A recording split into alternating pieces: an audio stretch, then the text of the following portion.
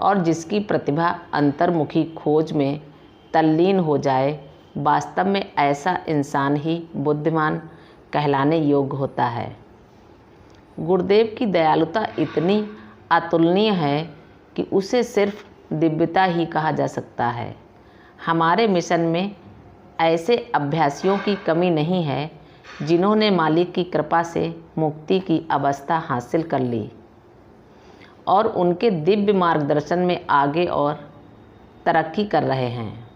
इस सेवा को तो हम उस श्रेणी में गिन सकते हैं जो अभ्यासी होने के नाते गुरु द्वारा दी जाती है, लेकिन उन लोगों के विषय में क्या कहा जाए जिन्हें अभ्यासी न होते हुए भी दूसरे कारणों से मालिक ने मुक्ति बख्श दी है। ऐसे में उदाहरण शरण में आने वालों के प्रति उनकी अपार दयालुता प्रकट करते हैं। मुक्ति के विषय में इतना सब कुछ बता देने के बावजूद कहना चाहूँगा कि सहज मार्ग योग पद्धति में विकास की जिस अवस्था तक पहुँचने की संभावना होती है, मुक्ति उनमें निचली श्रेणी की उपलब्धि है। इस दृष्टिकोण के समर्थन में पुनः मैं गुरुदेव के इस कथन को उद्धृत करता हूँ। मुक्ति का स्थान मानव जीवन के ध्येय की दृष्टि से सबसे प्रारंभिक होता है। उसे ही सब कुछ समझ लिया जाता है, लेकिन इससे आगे बढ़कर देवलोक में प्रवेश करने वाला भाग्यशाली होता है। हमारी राय में तो मुक्ति को असलियत मानना एक बहुत ही संकुचित नज़रिया है, क्योंकि हमें तो आगे और आगे इंसान के चरम लक्ष्य तक का सफ़र तय करना है। मुक्ति के बहलावे में फंसकर हम अगली और अपनी असली मंजिल को भूल बैठते हैं। आम तौर पर हर इंसान यह गलती करता है। गुरु अगर अपने शिष्य को सर्वश्रेष्ठ अवस्था, जिसे लय अवस्था या ब्रह्म में लीन होना कहा जाता है, तक पहुंचाने के लिए प्रेरित नहीं करता, तो ये गुरु की गलती भी कही जाएगी। इंसान जब केंद्रीय मंडल में प्रवेश करके प्रकाश के 7 व्रतों को पार कर लेता है, तब वह एक शून्य की हालत में प्रवेश कर जाता है। फिर वह और आगे बढ़ता है। इस स्तर पर ईश्वरीय प्रज्ञा का उदय होने लगता है और उसके बाद अनंत की झलक मिलती है। लेकिन आध्यात्मिकता का सफ़र यहाँ खत्म नहीं होता, क्योंकि अब लय अवस्था की बारी आती है।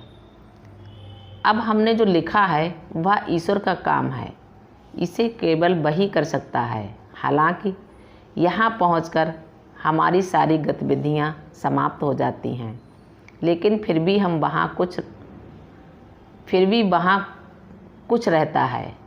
इसे हमने अनंत में तैरने की संज्ञा दी है। ब्रह्म में लय अवस्था की शुरुआत होने पर नाभि के नीचे तीव्र चक्राकार गति शुरू हो जाती है, जिसे काबू में रखना बहुत ज़रूरी होता है। ये मालिक का काम है। बाद में यही गोलाकार गति ऊपर की ओर बढ़ती है और क्रम से एक के बाद एक अवस्था पार करते हुए सिर के पार्श्व भाग तक पहुंच जाती है। यहाँ पहुँचने पर प्रगति की प्रक्रिया पूरी हो जाती है। कभी कभी दिमाग में कुछ प्रभाव बाकी रह जाता है, लेकिन धीरे धीरे बहावी कम होता जाता है। अब हम ऐसी अवस्था हासिल कर लेते हैं जो शायद ही कभी इंसान को प्रदान की जाती है। जो इंसान इस दुनिया से नाता तोड़कर केवल परमात्मा से ही लौ लगाए रखता है, उसे ही केवल ऐसी अवस्था प्रदान की जाती है। दूसरे शब्दों में, ऐसा इंसान शरीर में रहते हुए भी शरीर से परे चला जाता है। ये जीवन मुक्त अवस्था है। चाहे कोई कितनी भी भक्ति या तपस्या क्यों न कर ले, लेकिन यह अवस्था हासिल नहीं की जा सकती। इसका एकमात्र तरीका है एक ऐसे सद्गुरु से संपर्क स्थापित कर लेना जिसने परब्रह्म की सही आराधना के अलावा दूसरी सारी पूजा छोड़कर खुद परम पद की अवस्था हासिल कर ली हो। मुक्ति तो सिर्फ एक उपहार है और इस नज़रिए से बहुत सस्ता भी। जैसा कि गुरुदेव दावा करते हैं, अगर हम उसकी याचना करने लगें तो हम भौतिक चीज़ों से ऊंची चीज़ ही चाहें क्यों न मांग रहे हों, हम अदने भिखारी ही।